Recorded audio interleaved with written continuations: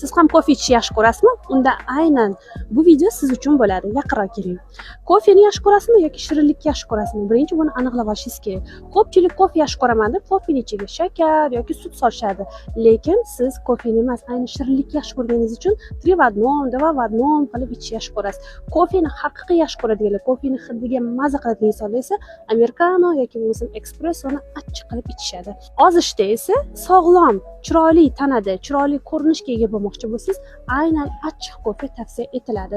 Chunki sut qo'shilgan, shakar qo'shilgan kofelarda kaloriyalar juda ham ko'p va siz organizmingizga juda ham salbiy oqibatlarni olib keladi. Ayniqsa ovqatdan keyin yoki nonushtadan keyin kofeni shakar yoki sut solib ichadigan bo'lsangiz, ovqatingizdagi moddalarni ham bor vitaminlarni ham afsuski kofe parchalab tashlaydi. Shuning uchun ovqatdan keyin 40 minut o'tib achchiqini kofe ichib olsangiz, bu yana ham sizga energiya va tetiklikni beradi. Kofe haqida yana ham batafsil ma'lumotni aynan